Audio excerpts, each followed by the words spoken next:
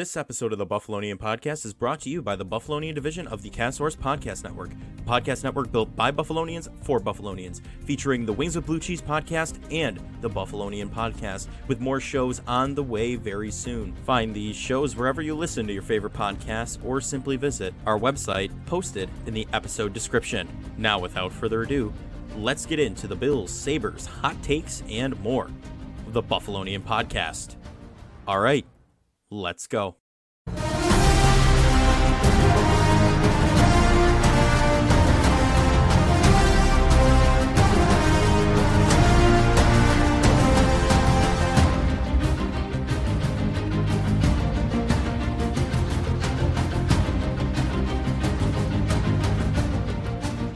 We are back with the Buffalonian Podcast.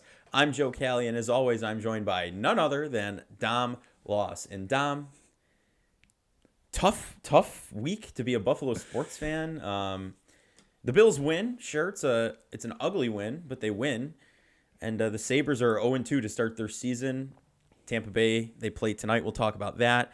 But first, let's get into this Bills-Giants matchup where it was no score on the Bills side of things for three quarters. So just general thoughts before we dive in. What was your reaction at the end, like after that game ended? Just a very unenjoyable game to watch. Yeah. Very unenjoyable.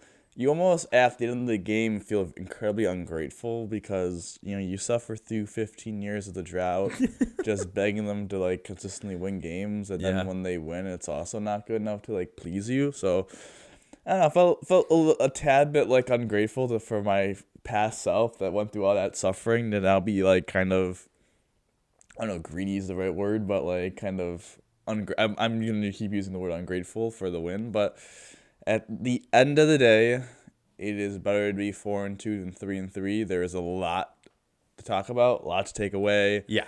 Lot to learn from this game, but at the end of the day, this is a game that the Bills have been very inconsistent on winning a lot of the time. Unfortunately, yeah. Unfortunately, they lost 3 of these kind of games. Minnesota last year, the Jets.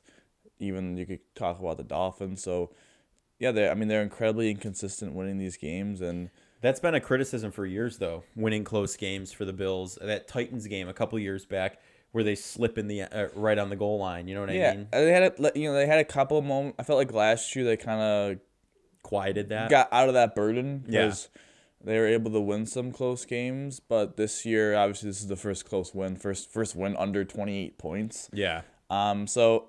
It's nice to get a close win. Do I wish it was a different opponent and a more quality? The Buffalo Bills did not play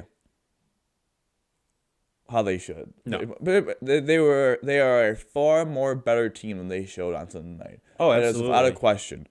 With that being said, this is the National Football League. It is a week-to-week league. Any given Sunday. Those guys get paid to, off the couch, even they get paid to play. Yeah, so those guys get paid too. Prime time game, little more animosity than I think we even realized between Dable and McDermott. So I think that might have played a part as well. But listen, the Niners won on the road, lost to the Browns. The Eagles won on the road, lost to the Jets. This is an ugly win, but we're not saying it's an ugly loss. It's an ugly win, and that's the most important thing to say. But also, I think there are some concerns that need to be talked about.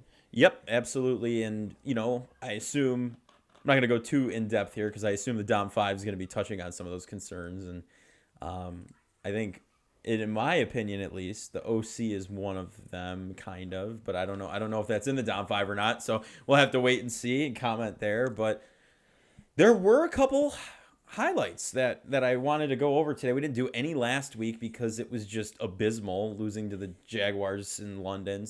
But this week we have some standouts. So first, our boy AJ Epinesa again, repeat performances every week, splash plays, sacked Tyrod Taylor, former Bills quarterback who actually had a great night. But AJ Epinesa gets in there, doesn't get a taunting penalty somehow, even though he's just standing over the top. He teabagged Tyrod. So, there's no way, in my opinion, that ends up without a taunting penalty, but it did. AJ Epinesa, you just love to see it, though, don't you?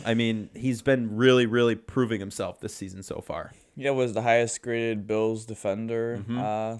last week, and he's been now the ninth highest graded edge according to PFF. So yeah, he's having a breakout year, and it's definitely seems we saw Biggie Basham in the game, so it seems like they made the right decision keeping AJ over him. Yeah, and that was a decision that was questioned by actually many, if you remember, when we didn't let go of AJ Epinesa, and I know our producer's got the Epinesa jersey, so he's hyped for it. But next highlight, we skip to the fourth quarter, the start of the fourth quarter. Deontay Hardy, what a beautiful, well-designed play, schemed open, and just flawless execution by Allen, getting it out quick. Nice little dance in the end zone there. Those are guys we got to see more of. Hardy, in my opinion, he's showing out this season. He's doing what he needs to do. Dawson Knox, we'll talk about that though as we get closer. But it's nice to see Deontay Hardy getting involved and grabbing the first touchdown of the Bills in the fourth quarter of this game. Yeah, we've seen iterations of that play a lot. I think you saw it on the 2-point conversion against Jacksonville, but that was Shakir, and he wasn't quite timed right and didn't seem to accelerate. But yeah, it's a nice scheme play. It's good to end a 17-play drive with 6 points in the lead. That's the Bills offense we're used to seeing. 17 plays, running time off the clock, executing all the way down the field, and getting into the end zone. This play, though, no one was schemed. This is on the fly. Who are you kidding? You think, pressure coming all around, scrambling, dodging pressure, threads the needle right to Quentin Morris. First reception on the season is a touchdown, if I'm correct.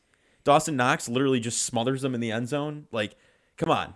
You love to see that. Chris Collinsworth was the commentator the other night. A lot of people mute the TV when it's Collinsworth, as far as I know.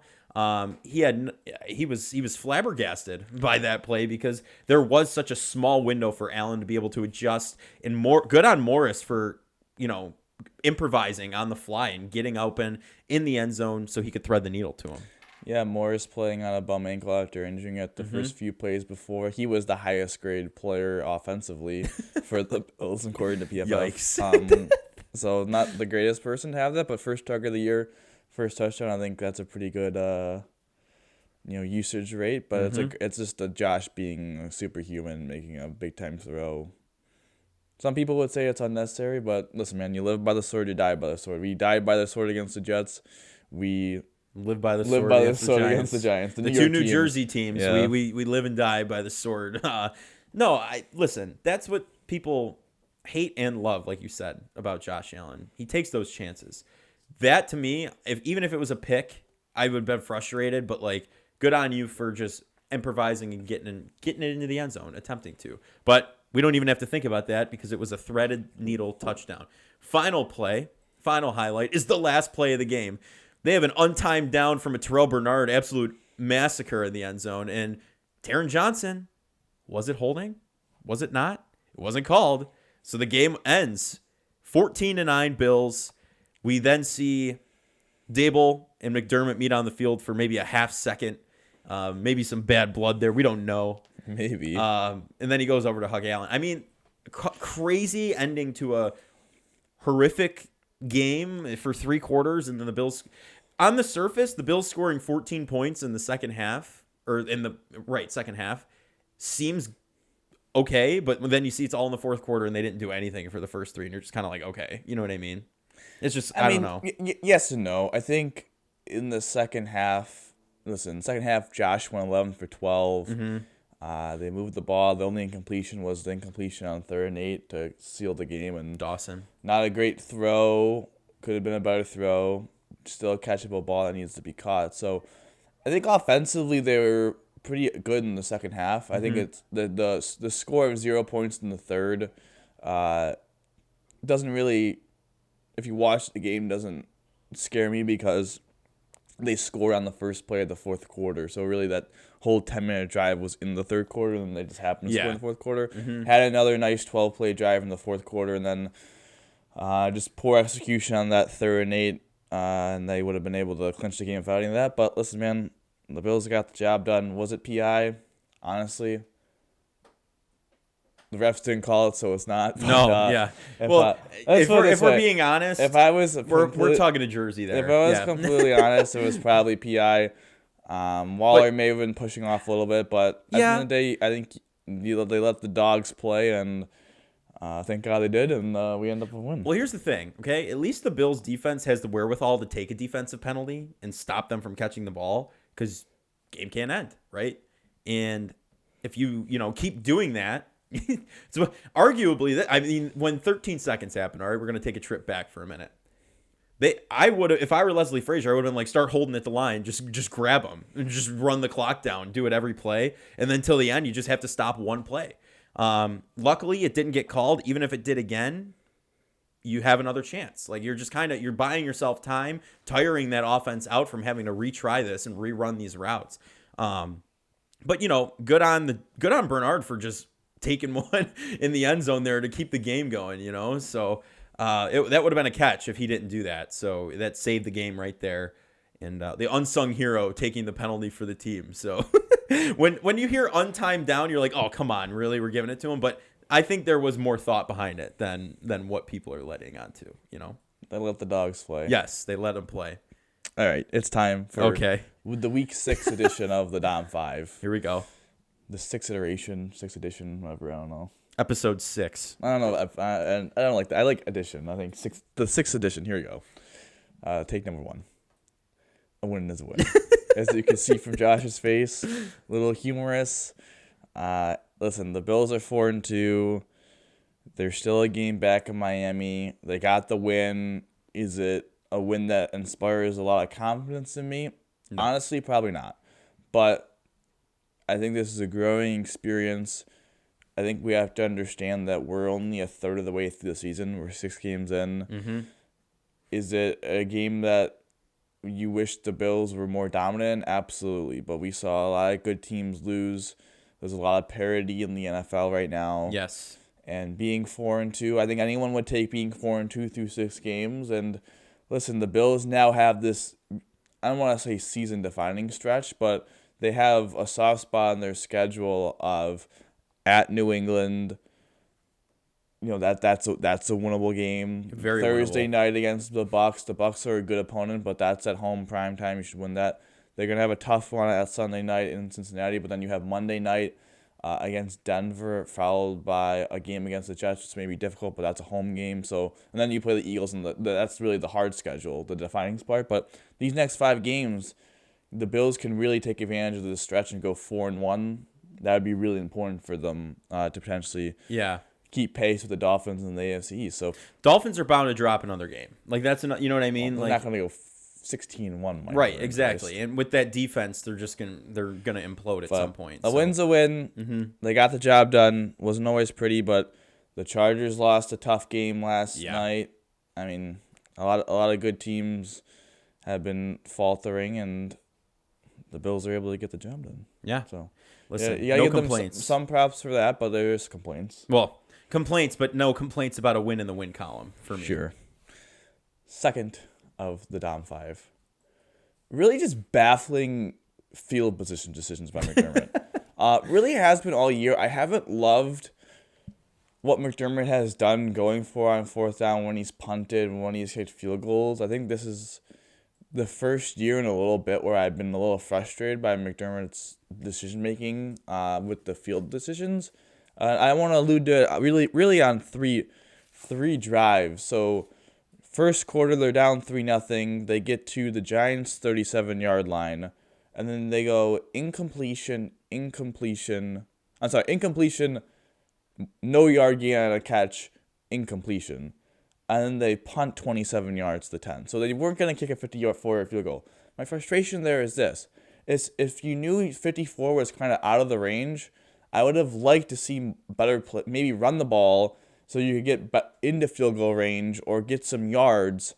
You need to do a better job of executing, especially if that was... I don't mind the decision to punt there. No. I mind the decision of if you knew at the 37 was no good, you need to find a way to execute offensively to at least get 5 more yards to then allow the field goal to happen. So that was one where it's like, okay, that was poor offense where I don't understand the situation, do that. And then, but what I don't understand later in the same, well, I'm just double check this real quick, but I believe it was the same quarter, maybe the second quarter, they kick a 52-yard field goal. So again, you get 1st and 10 at the Giants 37, you run for 3 yards, incomplete. Very inefficient offense, and then you're in that range of, do you go for it, do you kick the field goal, you punt, you kick the field goal, and you miss. Right. So that's like another situation where it was like, okay, now you just gifted the Giants really good field position now. I would have liked to see them kind of go for it there in that situation, I think. But for them to go for it, on 3rd and 7, they should have probably ran the ball, get it to 4th and 4, 4th and 3, and then I would have went for it. Especially if they didn't think 54 was good. I don't understand how they thought 52 might be any better. Yeah, right. 2 yards isn't going to make or break that. That's just between Dorsey and McDermott. It didn't feel like and Tyler Bass, those three just did not seem to be on the same page of what is the range tonight, or what are we okay with. I know you're down 3-0 at that point, but then you get to them good field position and they kick the field goal. And then my last decision is the last drive of the game. Yeah. 3rd and 9. It's a good play call, good play design, poor execution by Allen and Dawson Knox. Whatever. Some people were complaining about Dorsey for calling that because then the Giants they stopped the clock. Giants didn't use the timeout. I thought that was stupid. It's just drop pass. I did not like the decision to kick the field goal because you missed the field goal and now the Giants need 57 yards and a minute and a half, one timeout. Mm-hmm. That's just too much time, not for a long enough drive. Again, you're at the 36. If you punted from the 37 and you missed from the 34, I know the situation is, if you made the field goal there, you're up 8, so you're guaranteed at least overtime if they somehow drive, score a touchdown, and go for 2-point conversion. I just would have, in my opinion, I know I love Tyler Bass. We've been really hyping him up. No, and he's been great all season. He's been great, had a bad game. Yep. But in that situation, I would have liked to see the Bills punt the ball and try and get them in. I mean, you're punting from the 36. You could get the ball inside the 10. Like, make them go 90-plus yards in a minute and a half, one time out. Instead, you make them go 57 yards, and they go 56 yards, and we're 1 yard shy of it. So I thought that was really poor, because then all of a sudden you miss it, you're 57 yards and a touchdown away from losing the game. I thought that decision was poor. That was just a poor decision. And then the two other ones is just Dorsey and McDermott have to be on the same page of being like, hey, like, we are in field goal range right now. We need to get closer. And there needs to be like a more aggressive, like, hey, on 3rd and 7, we don't need to pick up the first down. Let's run the ball or do a conservative play call that gets us 3 to 4 yards. So then we're in 4th and 3, 4th and 4, and then we'll go for it because we don't want to kick a long field goal. It was just, it was a weird game. Yeah, you're right. 3 drives that you get no points and you are in. You're gifting 15 the Giants. You're about 15 yards in Giants field position in the Giants territory. Yeah, that's just bizarre coaching right there. Yeah, and you're gifting Dable, like you said. They got down to the 1 yard line at the end of the game. Like it came down to that. Like if they had to go 90 yards, they might not have even gotten that far. And you're putting the game on the line for, I don't know. I'm with you on that though. That's just it did seem a little wild at times, decision wise, what was going on. That those three decisions, how those 3 drives ended was a coaching failure on what your philosophy was going to be. If your philosophy was we are going to not kick those long field goals, they should have been like, okay, so we need to get closer to 4th down range so that we could go for it instead of, or just punt. But yeah, I didn't. Those 2 decisions were poor. But going to the third of the down 5. Excuse me. But offense needs to wake up sooner. Obviously, second half offense really good. 17 play touchdown, 12 play touchdown. Dorsey I don't think is at fault for the 3rd drive failing. I think that was more of the player's execution. But the first half just insanely poor. Yeah. A missed field goal. You get down. You can't execute when you get into Giants territory. It feels to me like it was a little bit of the opposite of the Jags game where they just kind of got away from the run. And the run was working. It was being really consistent for the most part. And I don't know. I felt like they got away from it. And listen, it's a situation where no one, after the Davis fumble, you have a fumble, two turnovers and a missed field goal in the first half, just really poor. That gave the Giants really good field position. I think that was really a huge thing in this game is that the Giants really dominated the field position battle.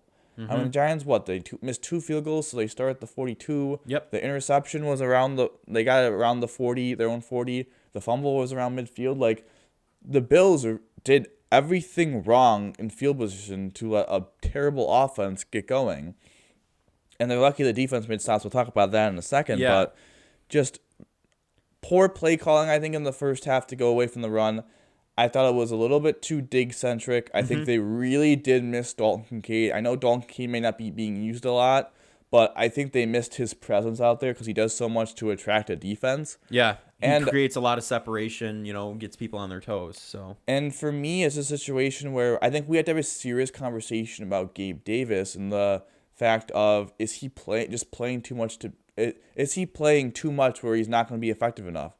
If they lowered his snap count, would he become more effective? And would someone else like Deontay Hardy, who takes the extra 10 snaps from Davis, could they be more effective that way? Right. I think that's because Diggs is Diggs. Diggs is going to have a high snap count. He's going to be highly effective.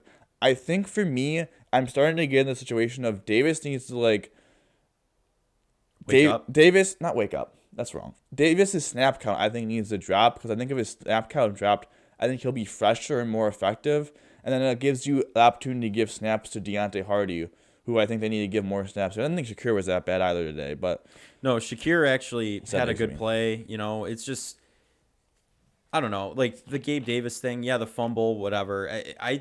Like you said, it was very dig centric. And while your offense is going to be, he's your number one wide receiver.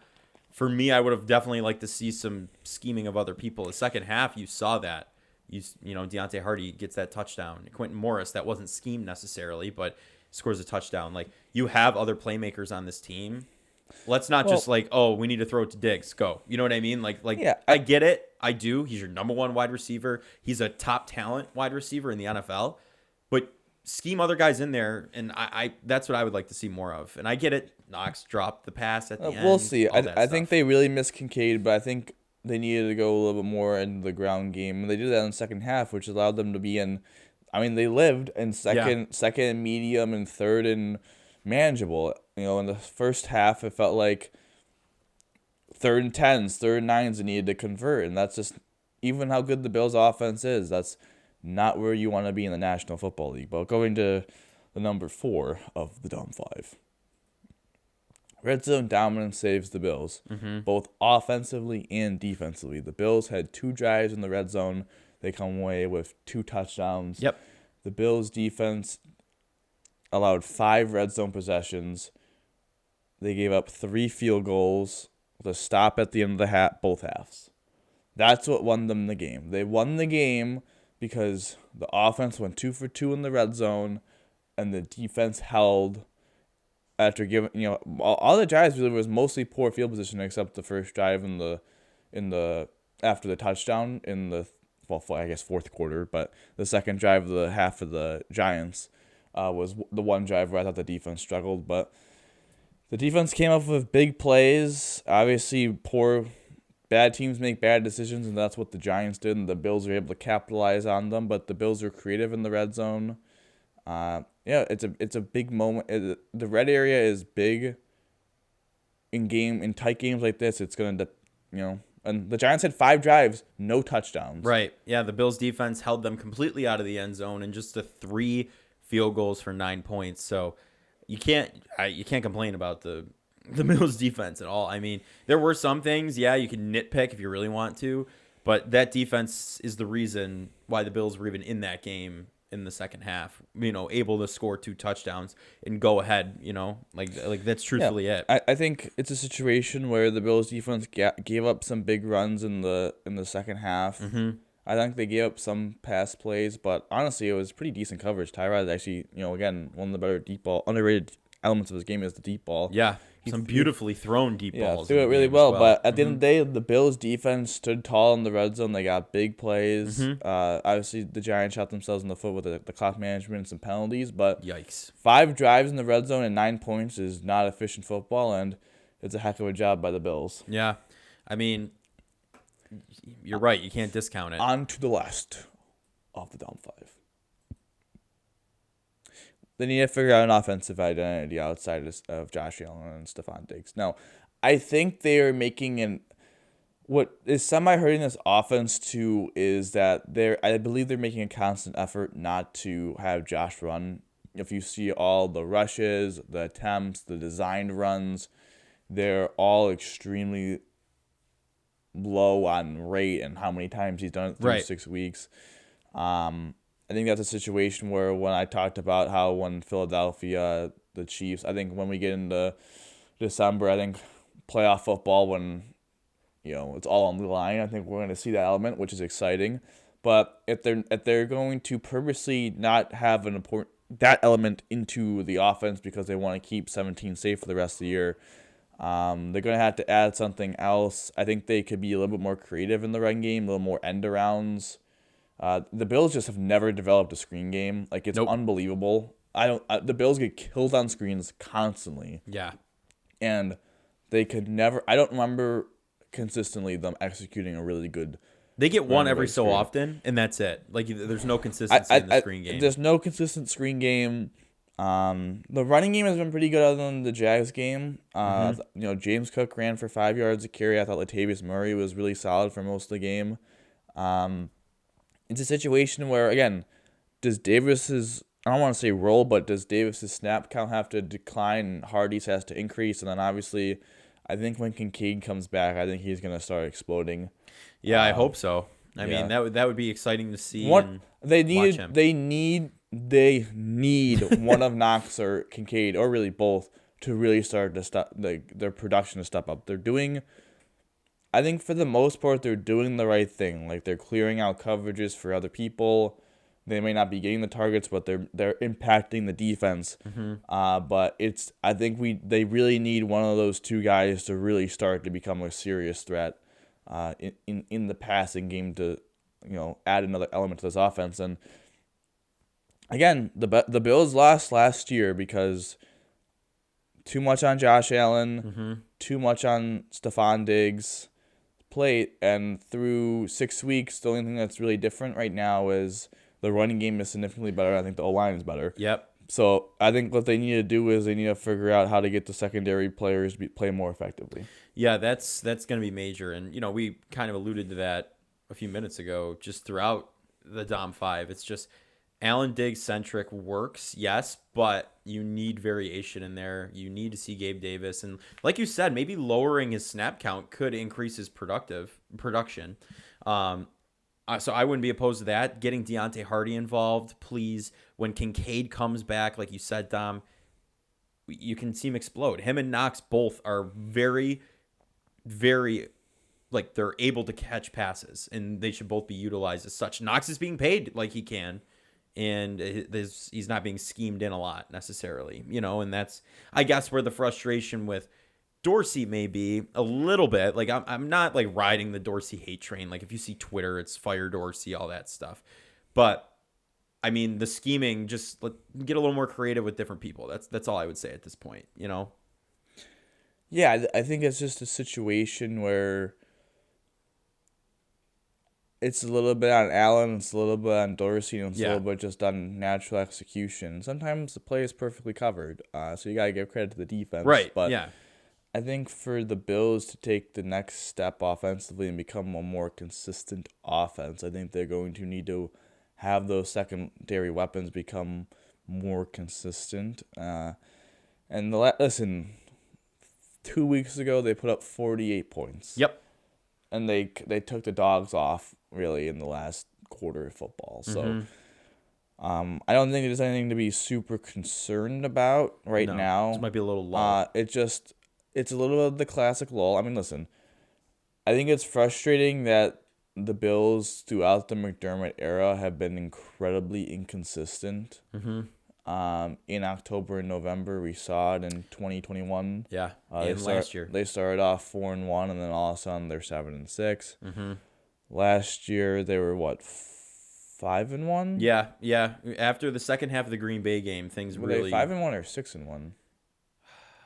I don't know if I remember. Whatever, and then all of a sudden they're 6-3, so they dropped to. Jets in Minnesota, right? Those two close ones. Yeah. Yeah. I mean, this year they already dropped one to Jacksonville, and nearly dropped one last week. So, I I think it's even in 2020 they started off 4-0 when we're 4-2, and they had that kind of lull too where they weren't even playing that well, and then they lost on the Hail Murray, and then Yikes. the the situation kind of changed. But I think that's the frustrating part right now is the Bills need to become more a consistent football team on the offensive side. Yeah, I think they'll reawaken. I really do. I don't listen. It's not anything. It's not doom and gloom right now. It's the same situation as not the same situation, but it's the same thing we said in week one. Like there's a lot of football ahead, and they got to win in the win column at the end of the day. So building off of that, which I think they'll do, we have a lot more exciting Bills football to watch as the year goes on. And I don't think there's anything to really panic about as of right now. So Yeah, I think it's also a situation, talking a little bit more defensively, they're kind of finding their footing as well with all the injuries. I thought Dorian Williams played a solid game. he did 10 tackles, right? So, yeah, Something like that. Something like that. Yeah, I thought he was really solid. I thought Bernard played a really solid game too, and I thought the D-line was pretty solid for most of the night. We're going to see Vaughn, I think, he had 20 snaps against Jacksonville, 27 against the Giants. So we're going to start seeing him kind of get ramped up here. And, when he starts to get going, that's going to be another, player to the defense. And then I didn't think Elam was terrible, but I didn't think he was great either. So, getting Dane Jackson back over Elam, I think is going to be an upgrade for this defense. And I thought Benford was solid. I mean, he made the big play on fourth down, the pass breakup. And I had to say, I think this was the best game of Jordan Poyer's season. So I think that's another really highlight thing to talk about is if Jordan Poyer is starting to get more comfortable with that knee, more healthy, having him and Hyde back there to help out those young corners. And then Taron Johnson's just, he is a dude. Yeah, he's our guy. I mean, you knew he was though since the beginning. I mean, that a couple years back, that pick 6 in the divisional round against Baltimore. He's always had that dog in him. So I have something fun to ask, more Okay. trivia based. Okay. Josh Allen is now 5-0 in his career on Sunday Night Football. He is now 7-0 on NBC. Can you name? He's beaten 6 teams. 7-0 on NBC. Can you name the 6 teams? There's no way. I won't be able to. I'm telling you that right now. I can tell you one, the Giants. Okay, the Giants. Take it back now. Sunday Night Football. The Bears? No. No, I have no idea. No idea? No, I won't be. I can't go back that far to specific All games. right, so he's 5-0 on Sunday night. He's played 4 teams in Sunday Night Football. He's beaten the Steelers in 2019, the Steelers in 2020. He's beaten the Chiefs in 2021. He's beaten the Green Bay Packers in 2022. And he's obviously beaten the Giants in 2023. He also, on Thursday, NBC opening night game, he beat the Rams. the Los Angeles Rams. Rams. I forget the first game of the year is not prime. And in 2020, they played a playoff game against the Baltimore Ravens on NBC and beat them 17-3. Yeah, that's Taron Johnson's return game. Taron Johnson's return game. Mm-hmm. So he is 7-0 on NBC. That's a major stat. I mean, that I didn't again, can't go back for whatever reason. The Green Bay, yeah, but no, that's crazy. 7-0 on NBC. That's cool. You also know that the Bills, coming up now on November 5th, have been very successful playing teams that they play in the playoffs the last couple of years when they've played them again. Mm-hmm. Yeah. Do you know the team that they lost to? That they beat in the playoffs? They play in the playoffs, and then the next time they play them, they lost. Beat them, or... Doesn't matter if they beat or lost. Next time they play them in the playoffs, they lost to them. Can you name the team? From 2019 on. From 2019 on. Let me think. The Jaguars? No, that was Tyrod. No. That was before Allen. Well, 2017 on. It's still incorrect. I'll just... So 2017, they lost the Jags. Next time they played them was 2018, and they killed them with Josh Allen. Mm-hmm. 2019, they lost to Houston. Next time they played Houston was 2021. They won 40-0. That's right. 2020, because that was originally Tyrod's return game, and then he was injured. 2020, they played 3 teams. The Kansas City Chiefs, who they lost in the AFC title game. Mm-hmm. The following year, they beat them in 2021. Yep. Beat the Ravens. The Baltimore Ravens in 2020. The 2022, they beat the Ravens. Mm-hmm. 2020, wild card, Super Wild Card. They played the Indianapolis Colts. They got slapped by the Colts in 2021. Mm-hmm. That's the only team they lost to.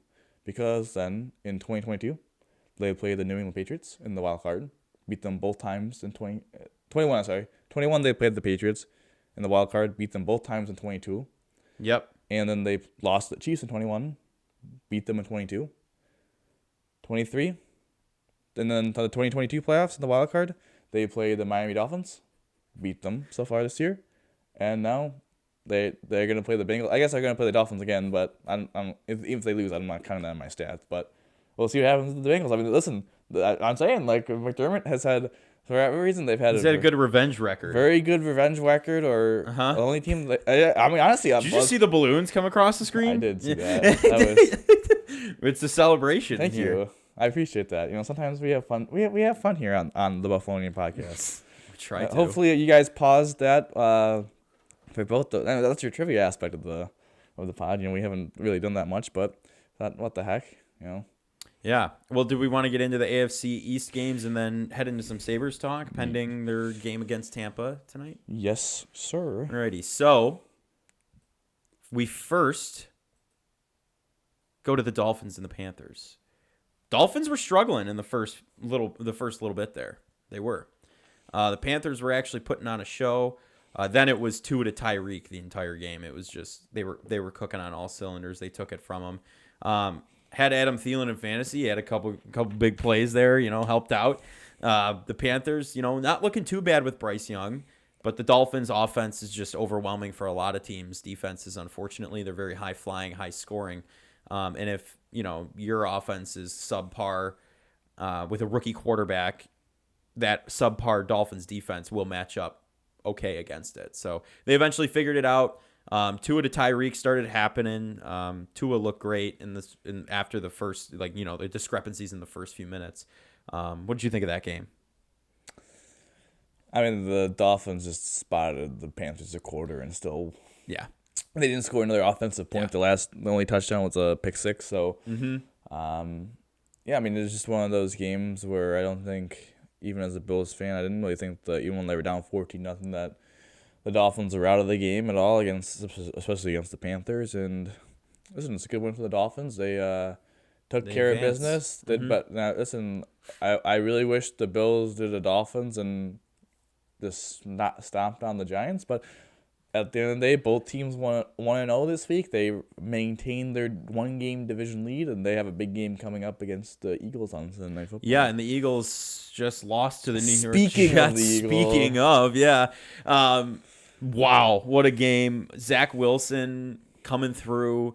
Now we can't hear anything from anyone about Zach Wilson beat Josh Allen. No, he beat the defending NFC champions as well. So, listen, Zach Wilson's got talent. At the end of the day, Aaron Rodgers.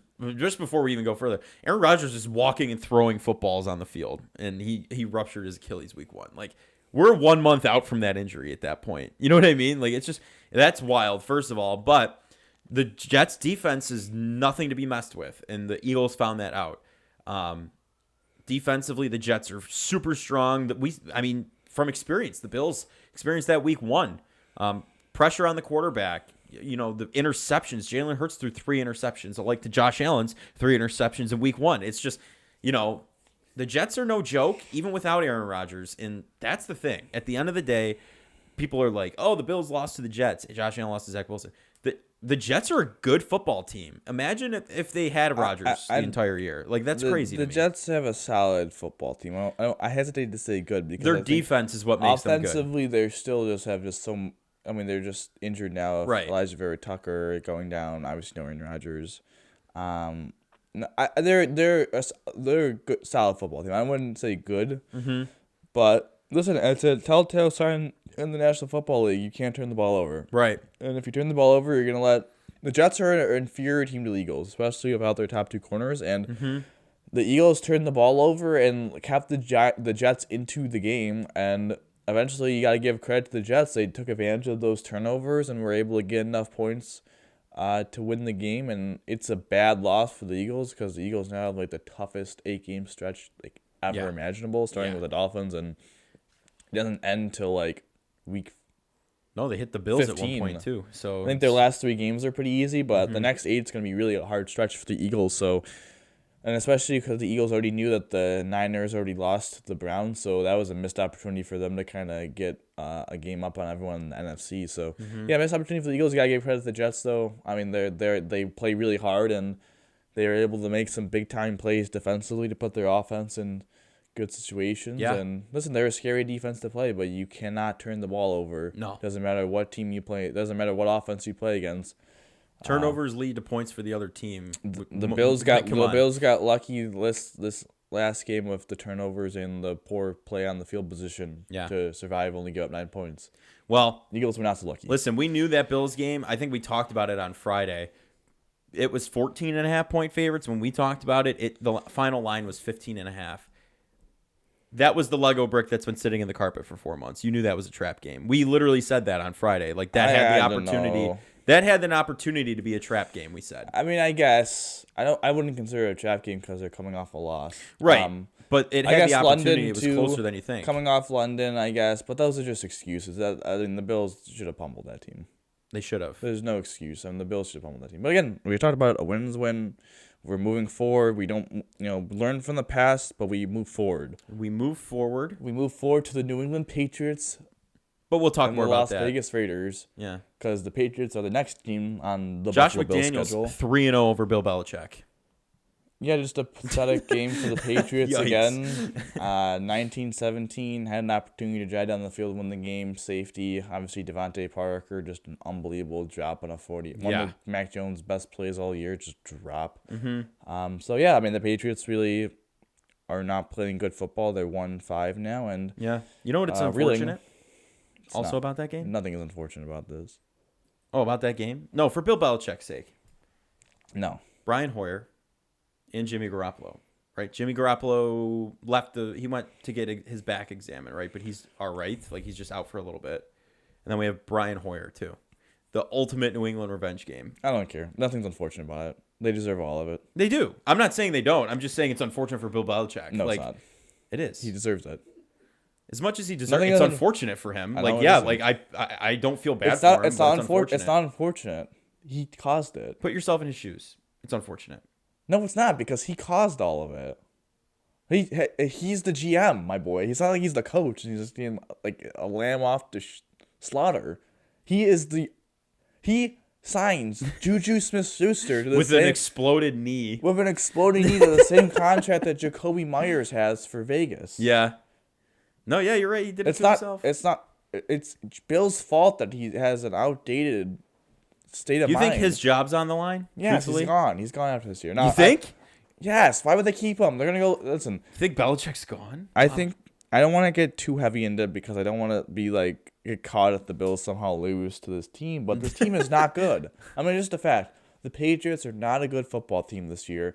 Their offense is just absolutely horrific. Their offensive line for the first time in a while is terrible. They can't get a ground game going. Their weapons actually suck. Mac Jones, who I don't think is terrible, but like he's not a ceiling raiser. No. He's kind of a guy that needs people around him to be successful, and he doesn't have diddly squat, and who to blame other than the coach, who happens to also be the general manager. So I forgot he's also the general manager too. And also Bill O'Brien maybe taking him some time to adjust back to the NFL game from the college game. Only 6 games, so I guess we'll see with that. But defensively, they have some banged up injuries, and again, not trying to get too much into a preview, but I mean, gosh darn, no, I don't want to hear a word. We'll save I don't want to hear or a Friday. word from anyone saying, "Oh, it's unfortunate for Bill Belichick," or "Oh, sympathy for Bill Belichick." He's so. That wasn't me giving him sympathy he's at so all. Close, I mean, it was he's just so close to who is it? Don Shula's record for most wins. No. Listen, my guy, congratulations. Andy Reid's gonna pass you in a couple of years, anyways. It don't even matter. It does not even matter, my guy. Just end it. You're tarnishing your legacy by continuing to just unable to adjust your scheme, and I think that is the big thing in sports, is that you need to always be adjusting your the scheme. game from the early 2000s is way different from now. It's the same thing in basketball. People, if you took a head coach from basketball in the 2000s, put him in a coma for 20 years, he'd wake up and go, "What the hell game are they playing?" Like, it's a completely different game. Like, look at baseball. Yeah. It's a completely different game. You don't see a starting pitcher go more than like 6 innings now. No. They used to pitch 200 innings a year. Now they don't. Like 2 guys maybe get to that total. It is, sports constantly involved. Look at college football. Alabama. Where were they built up 10 years ago? Running game or good running backs, strong defense. They're winning national championships with AJ freaking McCarron. Yeah. Now right, they have Bryce Young, Tua. They had Jalen Hurts, Nick Saban, who is buddy with Bill Belichick. Yeah, he needs to get in his ear and say, involved. "What are we doing, man?" He involved, and now they kind of like they're caught a little bit. So their team's not that good. They're in a talent decline a little There's bit. a lull right now. Lull, thank you. A not lull decline. in talent. But it's a thing when every sport evolves. Bill Belichick has not evolved his way of thinking. He still believes, if we built it on these slow receivers, tight ends, and just defense, you're gonna win. No, you need an offense. Yes, Yeah. defense wins championships. You need an Defense is all-talented important. receiver. Defense is important in the running playoffs. back. But if you don't have weapons for your quarterback's going to suck, especially if you drafted a quarterback that needs weapons to be successful. Every Right. quarterback needs weapons to be successful. But Mac Jones is not a ceiling raiser. It's not like Mac Jones is Joe Burrow, Justin Herbert, a guy that can be creative, can kind of has traits. Mac Jones is limited. He's just a dude. He's just a dude, and Like, you can that's win it. with At him. the end of the day, But you that's could what he win is. You could win with him. They saw it. They won. His rookie season, they were winning with him. They won 10 games. Yeah. And it's pathetic, man. And don't ever come back. Don't ever open your mouth. No. Don't ever open your mouth again and say it's unfortunate for Bill Belichick. You're misunderstanding It is unfortunate. not. It is not unfortunate. It is great. It is glorious. No, it is is. something we've all been waiting for since we have been born in 2002. It's been 21 years. We have waited for this moment. This moment has finally come where the Patriots suck, and you're gonna tell me, it's unfortunate. Listen, I'm not saying it's unfortunate. You're misinterpreting what I'm saying. It's unfortunate for Bill Belichick. He can't do his job anymore. That's what I'm saying. It's not. It's There's great. no pity. It's glorious. I'm not giving him. You're giving It pity here. is great. I'm not giving him any pity. I'm just Yes, saying. you are. You just said it's unfortunate for him that he can't do his job. It is awesome. I wanted. This dude is the biggest jerk in the NFL history. I'm not supporting him at all. You're giving him pity, I'm fine though. with it. All I'm saying is it's unfortunate he can't coach a team. That's all I'm saying. It's That's not. all I'm But saying. it's not though. It's Listen. not unfortunate. Unfortunate. I'm not saying it's sad. It's upsetting. It's not. It's none of those things. It's fantastic. glorious. Like you It's said. glorious. I know. That's what I'm saying. It's not unfortunate though. It's unfortunate for the people in New England. Who the hell cares about the people who have 6 Super Bowls? Listen. Okay. All right. I will not say unfortunate anymore. The people in New England. Oh my God! In our lifetime, the people in New England have what? Seen the Celtics win an NBA championship. Seen the Red Sox win four World Series. Seen the Patriots win 6 Super Bowls. Seen the Bruins win a Stanley What are you They're talking done. about? No, they're done. What are you talking about? It's unfortunate for the people in England. Screw them. We can't even get one. We can't. Our hockey team can't even make the playoffs. Listen, they're 1 point out from the playoffs last season. They're getting there. All right. They're the next dynasty. I'm telling you that right now. Speaking of, it's time for a content switch. That's probably the most heated I've ever seen Dom just go off on this show. Yeah, she get you like a Bill Belichick hoodie and get him to sign for you and say thanks for your pity. I don't have pity for Bill Belichick. It's just we're not even going to continue this conversation. We're going to sit here for 20 minutes just arguing that. But the Sabres, they're 0-2 on their season. They play the Tampa Bay Lightning tonight. But let's just talk about the Rangers game. When you talk about the most important thing though, Owen Power. Owen Power. Yes. He was post pod last week. Yeah, that was we did not catch his extension.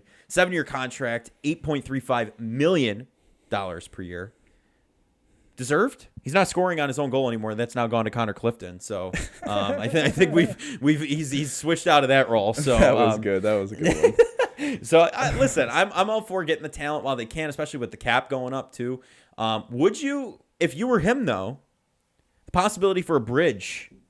Like what Darlene did, the cap's going up, right? Like he could have definitely bridged his contract and waited for the cap to go up and get more money. Would you have done that if you were him? Would you try to negotiate that, or would you just take the money like he did? Yeah, I think this is a little bit different from a Darlene contract. I feel like that was more fair for both teams. I think there's obvious value of the Sabres. This is a value contract from the Sabres. And if I was Owen Power's agent, I wouldn't have signed this contract. No. I just I think this guy has a lot of talent, and sure, is $8+ million a lot right now? For him right Is now, his yeah. is his value right now $8 million? Some would say fortunate. Some would say probably not. If we're saying right now, he's probably worth $6 million. Yeah. But this is the second year in the league. Mm-hmm. In 4 years, 25. How much money do you think he's going to be worth? Probably what, 10? Maybe? Yeah, something like that. If 10, you 11. if you believe in Owen Power like I do, and I think the organization does, I think the entire NHL believes in Owen Power. And he wouldn't have gotten the contract. He's if probably they going to be didn't. worth $10 million. Mm-hmm. He's getting paid 8.35. I mean, that's a steal of a contract in 4 years. It's not a steal right now. I don't think he's quite worth 8 right now, but No. you're betting on his future. Also, you have another year left until Right. he's actually paid 8. So Right. So if he breaks out this year, then you're like, okay, you know what I yeah, mean? Like over the I next think, couple of years, this you, guy's you're a stud. saving money. This guy's a stud. You saw Jake Sanderson set the market, signing for 8.05 for 8 years. He kind of set the market for a guy that's after his rookie year going to go into his ELC ending, wants a contract. Jake Sanderson set the market. The Sabres then jumped on it pretty quickly after that. And listen, they get a fair contract for a player who's going to be an elite, borderline franchise defenseman. When you already have one of those, having two horses, Yeah. on the blue line. I think we talk about this a lot. It's really important. To win a Stanley Cup, you need to have dudes on the back end. You need to have elite dudes on the back end. The Sabres have two of them, and this is a good contract, man. It is. No, I like it. I like Owen Power. I think He also has the best hair on the team. he's got the lettuce, man. It's just I like it. I like that he's signed. Like you said, the value is going to show in the next few years. The organization believes in him. I believe in him. You believe in him. Do you believe in him, Mooch? Okay, producer believes in him. I think everyone believes in Owen Power. I think we're gonna get some good value. The out only of the person contract. I heard that doesn't believe in him is Bill Belichick. So, That's unfortunate. Some would say. I don't know. He's also a Swiftie, so whatever. Anyway, listen. Let's get into let's get into the two losses now. Okay. Sorry. The Bills and Sabres kryptonite are actual New York teams, except the Bills teams play in New Jersey. The Rangers, Sabres lose 5-1. Just not great. flat. Pitiful, unfortunate, some would say. Tough loss. I listen. After that game, I was like, okay. You need to erase that word Unfortunate. from your vocabulary. Okay, I'll erase for the rest of this pod. Until the Bill Belichick thing's settled, we'll erase it. But listen, special teams is a blunder. I mean, giving up a penalty kill, shorthanded goal, giving up a power play goal when there is no one guarding the guy in front. I don't know how the Sabres, year after year cannot have a league average penalty kill. No, it's they don't. Absolutely ridiculous. It's not like they don't have the dudes. It's like it's mostly system based. To not have a league average penalty kill needs to improve. I think throughout the two games, I think I'm mostly just gonna bunch the two games together because there's only been 2 games. yeah, that's also a big point I want to make. We have 80 games left on the season. Okay, True. We're 141st of the way through. it's a lot. You know what? You know where the panic is 141st. coming in, and then I'll let you make your point. The panic's coming in from a lot of Bills fans who are now realizing that the Sabres are actually, could be playoff bound this season. And oh no, we lost 2 games. There's not just 17 games in a season here. There's 82 in an entire season. So, you could drop a few. They dropped 8 games in the middle of November last year in a row, and we're 1 point away from the playoffs. So Yeah, but you don't want to listen. we don't want to do that again. I think the but, frustration for me is that the season is so important, and to start off pretty slow is pretty disappointing. Especially when you have your number one goaltender start both games. I didn't think Levi was bad. 26 for 30 against the Rangers. I mean, 881 save percentage, gave up 7 goals in 2 games. Not great. Also not terrible. I think defensively they've actually been pretty decent. yeah, not bad. Really not bad. So I think to me that is a tough part of these 2 games, and why I think they'll rebound is really that they've lost the 2 games because the lack of offense, not because of they've given up all this quality against and the goaltending's been bad. I don't think they've given up a lot of quality against. They've been really quality defensively, and I think the goaltending's been all right. I don't think it's been the reason they've lost games. I think it's unfortunate that what? They've given up 7 goals of Levi, and it feels like 4 of them have been kind of tip goals and goalie, a goal off the skate of Clifton. There was a couple 2-on-1s. Obviously, you wish he could maybe stop that shot from Panarin, but Panarin's has one of the most premium shots in the entire National Hockey League. Yeah. But at the end of the day, it's the offense that has really struggled, and so has special teams. And special teams needs to improve. Okay, here we go on this rant. Here we go. Thank God that Don Granato understands that it's 2 games into an important season and took Victor Olofsson to the bench. Yes. You are a dog. Get off this team. I cannot believe. Golofsson is not a necessary name. Like, please stop. He scored open netters last I season. cannot Like, believe that we have players in the National Hockey League making barely $1 million, and this man is making $4.75 million. Easily the worst value contract on the entire team. Thank God it is 1 year left. This guy is terrible. Listen, the Peterka, Cousins, Olofsson line has been awful. In the short time they've played together, they have a little under 33% goals, expected goals, which is terrible.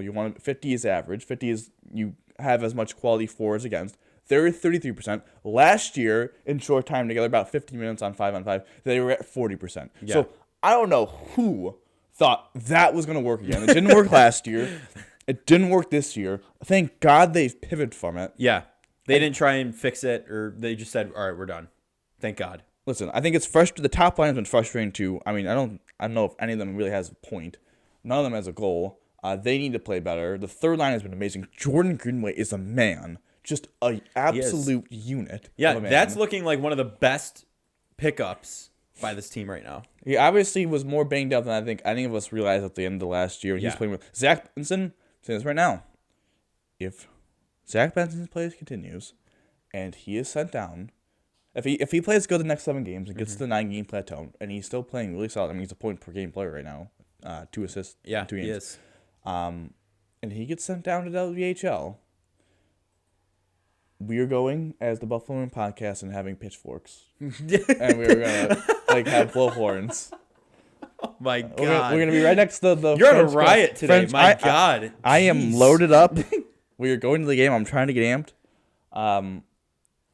We will have pitchforks because this guy's playing like one of the best players on the team right now. That line has been the best line on the team. I think the fourth line is whatever. It's just kind of always going to be, a low event style. I'm very excited to add Peyton Krebs to Cousins and Peterka because this is what makes no sense. And we're having this non-emotional conversation about Olofsson. Olofsson is a guy that offers you nothing in transition, and you paired him with JJ Peterka and Dylan Cousins. And what do they want to do? They want to fly. Mm-hmm. They want to go. That's why Greenway, Benson, Nelstad work so well together because they aren't super dominant in transition, but they can move the puck in transition, and all 3 of them are very good forecheckers. Yes. The fourth line, why does that work well together? Because Girgensons, Oposo, and Krebs can all play the cycle game.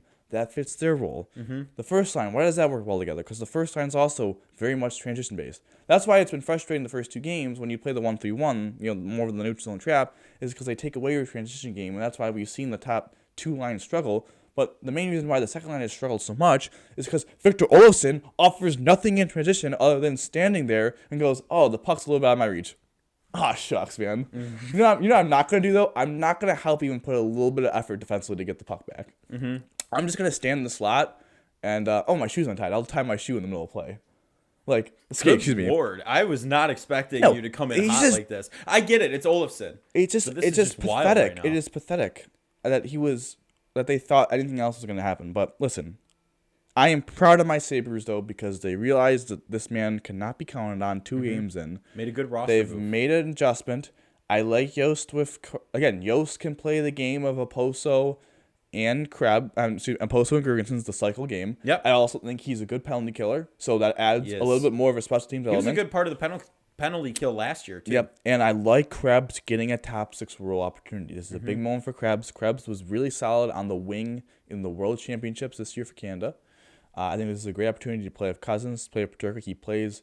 He'll add a little grit to that line, I think. Yeah. And he can play in transition. I think that line is going to start to boom. I think we're going to see the top line. I think a lot of people forget this. The top line last year got off to a slow start. I think Thompson's had like 1 goal in the first 5 games, maybe 6 games. And it was immediately, oh, this contract and Yeah. all that stuff. Yeah, So remember? I think we're going to see the top line get going. At the end of the day, the Sabres need their stars to be stars. Shine. And right now, they really haven't been. I mean, Dahlin's been all right. He really hasn't been great. I think Power was bad game 1, good game 2. We'll see Again, him wake up. the top line hasn't been good. I thought Samuelson's played pretty decent so far. Middlestat, he's showing out. Again, no, that That line, third line is the scoring line of the year so far. and that's exciting. Great. That's exciting because I believe that the top line's going to get going. I believe that they could get the Cousins line going, and then you could get 3 lines plus your cycle line. Is very exciting. Yeah, It's just, depth is here in the city of Buffalo on the Sabres. It's just a situation where can Levi take his game up a notch? Because they're going to need him to. He needs to play a little bit better. I think the defense needs to take their game up. I think everyone needs to take the game up a notch. Yeah. Everyone, listen, game 1 is incredibly disappointing. That was a flat performance at home. Really unacceptable. Kind of is a little bit of what the Bills-Jets game was, the Steelers-Bills game a couple years ago. Of maybe they didn't play enough in the preseason, so maybe they weren't ready. I don't really know the situation. Game 2, I'll put it this way. Game 2, the Sabres outplayed the Islanders. They just didn't come through in the big moments. And for whatever reason, with 7 minutes to go, Victor Olsen's on the ice, and guess what happens? A goal against. Yeah. Shucks, who could have thought that would be the case? But they made the necessary roster move. They got bullied into it by people on Twitter, who hopefully will be correct. And it's 2 games in the year. They played 2 games of the trap. Yeah. If the Sabres are going to be the team that we think they are, they need everyone to play a little bit better, and they need the offense to step it up. And I believe that will happen. I believe that happen. There's a lot of. Do you believe in miracles? Is the real question. It's not a miracle, but I believe in this team, and I believe that Zach Benson is a dog. I do too. And Zach Benson, He's going to be a huge player in this team. And I listen. Just makes you excited, doesn't it? Seeing these, like a young guy like him. How was he? 19, 18 years old, something like that. 18. My only fear of him is this, is that him being so small and him playing the game he is. I just hope he can stay healthy. We'll see if he can stay healthy. Yeah, that's my only if. It's the same thing with Savoy. Savoy kind of plays that same way. We've seen Savoy have shoulder issues. Adding him back. Benson likes to get chippy with the old guys. I love to see it. Adding, again, this first whatever stretches without Jack Quinn, they have to be able to survive. And right now they're 0-2, but I believe in this team. I do too. But I believe. Let's go to this week. Yes, the Tampa What do Bay they have in Lightning store? are tonight. We're going On ESPN? on ESPN, not a TNT game. It's not an ESPN Plus game, is it? Or is it just normal? I think it's ESPN? actually on ESPN. Okay, cool. Stephen A might be commentating. Beware, the only thing he knows is the puck is black, though, so you might not get the best analysis. So come back here next week for it. Tampa Bay Lightning taking on the Sabres tonight, and then the Calgary Flames are taking on the Sabres. That's Saturday or Thursday? Thursday. That should be a good game. Listen, the Sabres, any game's going to be a good game. You just got to hope you start seeing consistent play out of every line and see our top line start scoring. So that would be ideal. But I mean, what do you think they need to do? And then they play the Islanders again on Saturday. And then they play Monday against Montreal. Yeah, the Canadians. So we have 4 games that we're going to comment on next Tuesday. Four home games. This is a big moment for this team. Yeah. A little 4-game against Tampa's really struggled defensively. Right. Calgary's not great defensively. Obviously, New York is strong, but Montreal is not. So 3 out of the 4, you're playing teams that really struggle defensively. So this is where your offensive starters can start going. Like, you want to see that out of these games. Let's pick it up. Yeah. Obviously, on next week, Tuesday, they play in Ottawa, too. We won't cover that game because obviously it won't happen, but that's a back-to-back. So This is a huge stretch for the Sabres to get. We're gonna know a lot more. Listen, we're only at a 2-game sample. Yeah. We're gonna be at a 6-game sample next week, and that will be very telling. You'll see what the team's really about after. Well, not really like full on, but you'll see more of what the team's about. This is a stretch where the Sabres have to get back to 500 after 6 games. They have to be at worst 3-3. And I think they could beat the Islanders though. In all seriousness, it was 2-3, right? It was 3-2. 3-2. It was an attainable game for Well, them. no, Like they were playing rowdy the entire game. It's just they need their offensive starters to actually kick into gear and go. That would change it. The Sabres can beat any team in the NHL. This is just going to be, I think, things to look at in this stretch are offensive. What does the lineup changes do? Does the Cousins line take the step? Does the Yost line solidify? Do we see the stars become stars? Do we see Dylan Cousins step up? Do we see Alex Tuch step up? Jeff Skinner, Tage Thompson, Rasmus Dahlin, Owen Power. Do they take their games to the next step? And how is the goaltending situation going to play out? Because Levi's obviously not going to play all 4 games. He's played the first 2. He's playing tonight. He was in the starters net tonight, I believe. So that's 3 in a row.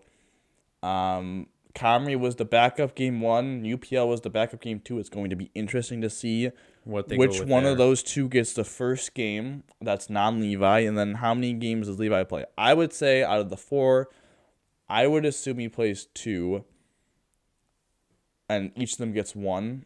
And we'll see. I would assume that I would assume that he's playing tonight. I'd assume one of them gets the Calgary game. I think Levi might get New York, and I think the other one gets Montreal, because then you have Ottawa and back-to-back. So I think Levi will get one of those games, and the backup will get the other. So maybe Levi starts 2 games, someone starts 2, and someone starts 1. We don't know how they're doing. I wouldn't have expected him to get 3 straight starts to begin the year, but here we are, and listen, we're excited to check it out. Tampa as a team that's 1-2. Obviously, without Vasilevsky, I don't know if Stamkos is playing tonight. He wasn't on the skate. It's a good opportunity to be a division rival, get in the win column, especially at home. I thought for a chance that we were going to see the first goal at home, because I thought they were going to get shut out by the Rangers, but J.J. Peterka said no to that. Nope. Yeah, Peterka put his foot down on that one. Listen, I think we're in for a good game tonight. I think the rest of the games this week are going to be entertaining games. The Sabres can win. Except the Islanders game. That game will be boring because the Islanders play the trap because they're losers. Right. So 3 of the 4 games will be entertaining. I think we're going to see some high scores. I think we're going to see 5 goals. I think if I would predict the week, I think the Sabres are going to go 3-1. You think we'll see a touchdown and an extra point anywhere in there? Oh yeah, 7. I think they get 7. My bold take. The Sabres score 7+ in one of these next 4 games. I think they're going to go 3-1. I think we're going to be sitting here Tuesday going into Ottawa 3-3, and I think the leading point scorer for the Buffalo Sabres through 6 games will be Casey Middlestat. Okay, I love that. I'm hopping on it. Casey Middlestat. No, you can't. No, you cheeser. You can't steal my thunder. Listen, no, I'm agreeing with you. Yeah, but you know, pick a new one.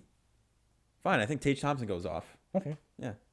That's actually I think he cooks. I think he'll be the leading goal scorer. Yeah. I think he scores 5 goals in 4 games. Middlestat will probably have a bunch of assists. Greenway, that whole line is, I think, going to still cook though. Like, there's no question about it. If they already look as good as they do, and they're producing, and they continue to over these next 4 games, there's no question in my mind that that you will be correct on that. But Tage will probably be the leading goal. Let's scorer. put it this way: Jeff's looking at points. Jeff Skinner, $9 million, no points.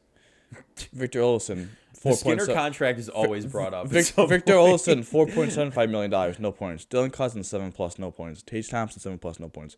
Alex Tuch, nearly $5 million, no points. Rasmus Dahlin, 1 point. Through 2 games though. It'll through 2 games. Out. I'm saying it's through 2 games, but I'm saying if you wanna blame people why the Sabres have not won a game in their first 2 games, it's because their stars have played like dog. And their stars need to play like stars, not dog. They didn't have that dog in them, but they need to play like stars. Yeah. It also just honestly doesn't help you that they just punted the first 2 games having Victor Olofsson in the top 6, but you know. Yeah, unfortunately. But I'm hopeful, praying to the gods. We either see tonight Devin Levi's first career shutout or Zach Benson's first career goal? I think we could see I both. hope one of them. How We about we almost see saw both? Jack Quinn's first career goal. We saw Devin Levi's first career win We last saw, yeah, didn't we see? Well, we saw Owen Power's first career loss at home. So, I mean, if that counts for anything. So, I don't know. You and I are kind of, we saw Tage's hat trick last year. We had some decent success, the two of us. Yeah. Boys in the box had some alright success. It's when the four of us go that there's questions. Well, it was four of us, now three. Three of us. Oh, when the three of us go, yeah, there's some questions. So, but lastly, before we go, yes, not talking about Sabres. Do you think they're gonna go 3-1 or 4-0? Give me 4-0. I'm optimistic. Okay. I think. Listen, the Islanders. You're right. They play that cheap shit.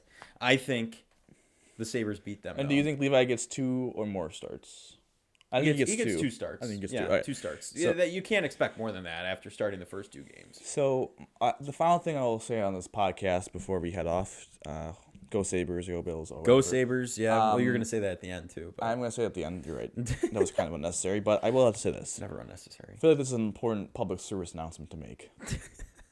Joe, my co-host, who was complaining a couple weeks ago about how he was going to, quote-unquote, quit our league. Leave the league next year because quit was never spoken. Because he didn't want to go to Tim Hortons because he was 0-4 and his team blew. Listen, I didn't say I didn't want to. No. Listen, I didn't say I didn't want to. I said I'm going to go. That's all I said. All I want is answers to the questions. What's your team record right now? 2-4. What are you in the league right now? What am I? You're tied for 6. Tied for 6. And right now, with the points for tiebreaker, he would be 6. And we have 6 people making the playoffs. So technically, Joe is a playoff team right now. Playoffs at 2-4. Joe is not even in last place right now. No. Some team was 1-5. The person will be unknown, but they know who they are. I am 4-2, so I'm solid. Yeah. Listen, I adapted. I overcame. Made a trade. Jerome Ford for Adam Thielen has worked out insanely in my favor. Was a little nervous because Adam Thielen had a couple good games, could have faltered off, but his floor is it's high, honestly, with that team and the way it is. He's a easy target for Bryce Young. And then added Devon Achane. Unfortunate he's on IR right now, but that's a piece that comes back and effectively can help win games at the end of the season. Saquon Barkley's back. He got 10 points last night because the Bills' defense kind of shut him down, but he'll be a 20-point runner for a lot of games as he gets healthier and more accustomed to the game. So, yeah, we are turning it around a little bit. It'll be interesting to see how the season ends up. But last night there was some good games going on. And Dom mentioned before the show he's in the market for a trade with me, so we're going to see what we can make happen. So yeah, well, it'll be an interesting week. Our buddy Greg is hounding me about a trade right now, so we'll see what happens. It'll be an interesting week. It's 3 brothers matchups. I'm playing my brother Jeremy. The producer Michael is playing our brother Patrick, and you're playing your brother Jake. Yeah. So it's a brothers bowl in week 7. And yeah, brothers. Lots at stake after. Oh, also. To end this, and then we could, you could go into your conclusion. I did beat the producer last week in fantasy. Yeah, he did. Last night, Tony Pollard saved the game for you. Tony Pollard's 7-point the scample on the catch and 60-yard run got the apartment a little loud, but yes, was able to pull out the win there. Very proud of my team's effort. Unfortunate for the producer as he falls to a record I won't name, but yeah, I smell a 1 in 5. I'm sorry. I apologize. Anyway, that's going to do it for this edition of the Buffalonian Podcast. Wild show today. As one would say, that would be unfortunate. Yeah, unfortunate that it has to end. But, we'll be back with you on Friday for some betting on the Bills. We'll talk more about... No, I'm not even going to mention Bill Belichick. We got to end this. Sorry. So, without further ado, I'm Joe Callie. I've been joined by Dom Loss. And Dom, how do we always end these, buddy? Oh, yeah. And thank you to our producer. Sorry, I got to get in the habit of doing that. The stream going back and forth between the StreamYards throw me off. But Dom, how do you always end these, buddy? Go Bills, baby. Go Bills and go Sabres. Let's go.